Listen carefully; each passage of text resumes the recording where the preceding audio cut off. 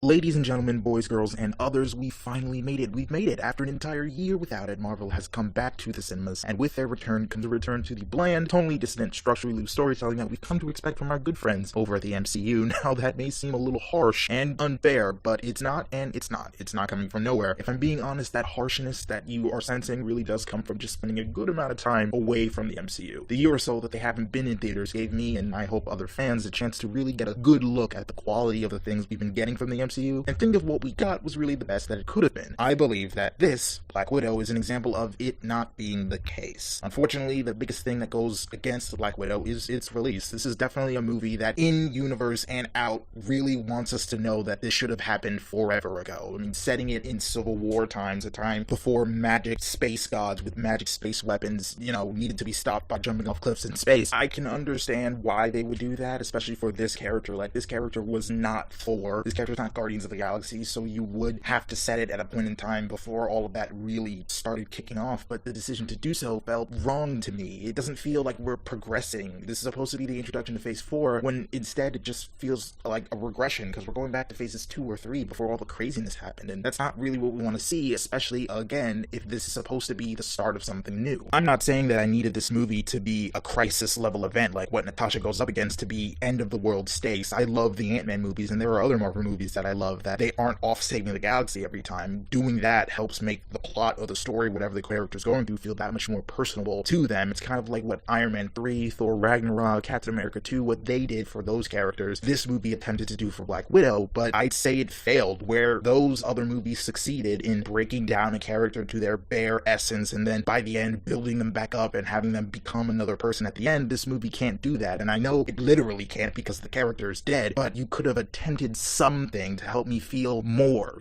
We go into this movie with the knowledge that Black Widow dies, we spend 2 hours with this character, and by the end we're supposed to be gut-wrenched that we're never going to see this character again, and honestly, I didn't feel that at all. I didn't walk out of this movie feeling sadder with the realization that we're never going to see Natasha Romanoff again, and that has a lot to do with the fact that Yelena, we spend a good chunk of this movie building up Yelena Belova. Say that 3 times fast. Yelena Belova, Yelena Belova. It's fun. It's a fun name to say. We spent a lot of time in this movie building her up as to be Natasha's replacement, and by the end of the movie, spoilers, in the after credit scene when we cut to present day, you're just reminded that she's dead. You're like, oh yeah, Natasha did die. That's crazy. Can't wait to see Yelena though. And that's the biggest problem with this movie. Natasha doesn't feel like someone we focus on. She feels like a passenger in her own movie. She feels like she's just going through letting the things that happen around her dictate her actions, and that's so disappointing. This is supposed to be the character's proper send-off, one last adventure before she jumps off a cliff in space and fights with Clint on the whether or not who can kill themselves first. We're supposed to feel something, but I feel nothing because they don't do anything with this character, and they have a plot that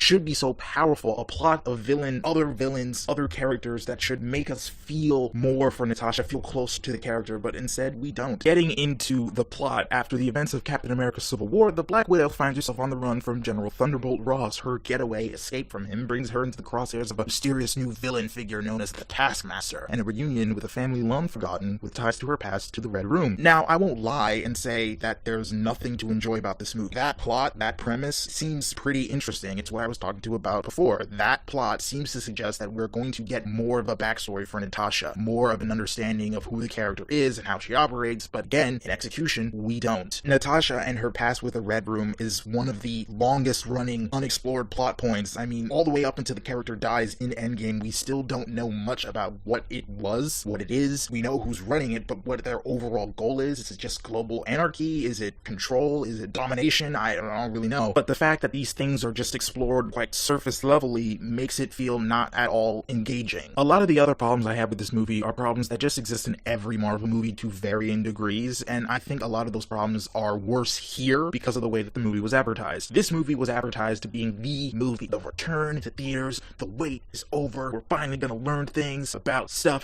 but we don't. A lot of those problems that exist in the movie would not be that bad for me if it wasn't advertised that way. So let's get into some of the things I didn't like. As I said before, I didn't like Natasha's characterization. We don't get a lot of Natasha. We don't really see the way things affect her. She is a passenger in her own movie. This this movie is not about her, it's more about Yelena, and that is severely disappointing. Another thing that doesn't work for me in this movie is the humor.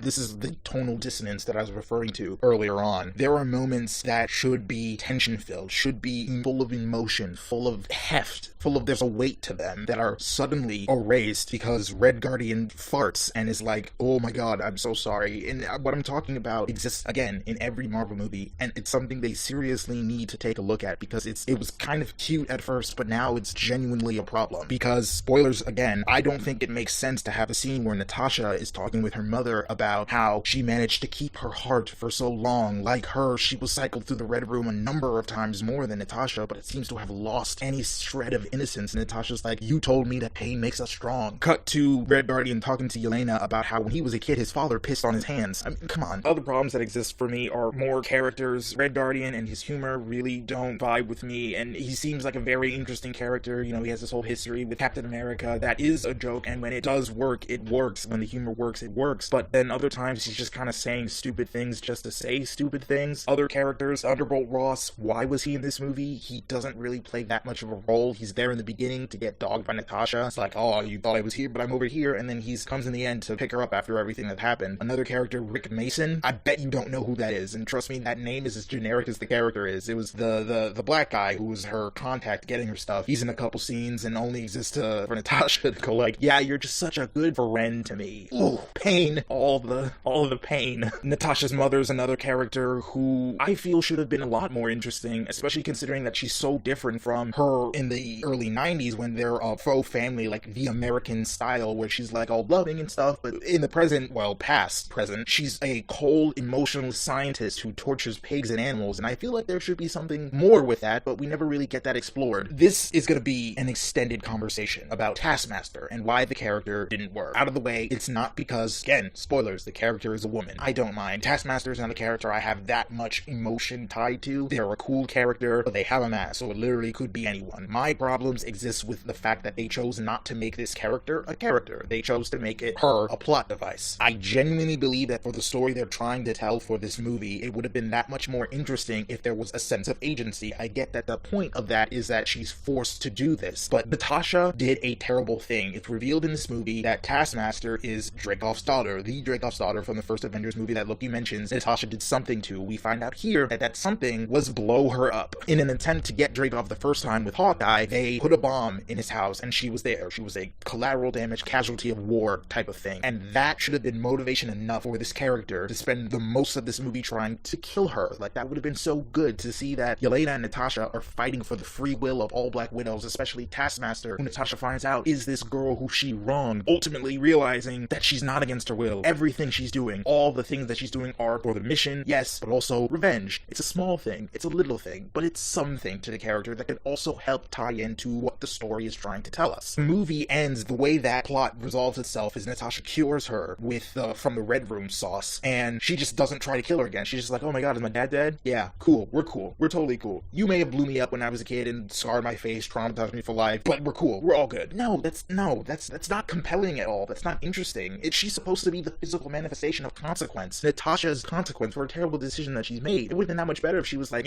cognizant and aware so that they could, whatever. To close this out, this movie was disappointing. I genuinely walked out of Black Widow feeling hollow and empty and having expected a lot more for a movie that we've been clearly waiting for quite some time. And they tried their best. I mean, this isn't a terrible film. As I've said in the past that even the worst Marvel movie is still just an okay movie. There's some good action sequence, a lot of Jason Bourne-esque isms here. The after credit scene is interesting. It sets something up. It sets a couple things up, actually. In this after credit scene, we see Yelena at the grave of Natasha and Contessa Valentina Fontaine from Falcon and the Winter Soldier, who she was supposed to be in this one, and then introduced in Falcon and the Winter Soldier, recruit her to try and kill Clint Barton, because he was apparently, according to Contessa, the one responsible for her death, which, again, I have so many questions about, like, how does that make sense? Do people not know the exact circumstances behind her death? Do they just know that she died? Do they not know that she committed suicide? Did she she not know about the suicide fight? I want to die. No, I want to die. That they had an Endgame? I don't know. But it's interesting. I can't wait to see the Hawkeye show to see how that resolves itself. But yeah, all in all, this movie was just kind of whatever. And it's so disappointing because not only is this a movie that's supposed to flesh out Natasha more, make us feel more emotional that she killed herself in Endgame, it's also supposed to be the start of this new phase of the MCU. Where it's going, we don't know, but this was supposed to be the start. And it didn't feel like that. It just felt like a massive regression back to phase 2, phase 3 when the movie should have come out. And that's not what this movie needs. And that's not what this character needed. This character of Natasha needed more than just a movie where she's a passenger and it's not really about her, it's about her successor. She deserved more than just setup. And I think Marvel really needs to take a good look at how they tell their stories, because if they don't fix the way that they do, they're going to start losing fans, because fans are going to be looking for something that the MCU isn't giving them, and they're going to try and find it somewhere else. But all in all, this movie was fine. You're probably going to go see it because, again, it is a Marvel movie. You're probably better off watching the TV shows, though, so just go watch those. I'll talk about more later about those shows. But yeah, this movie was just not it for me.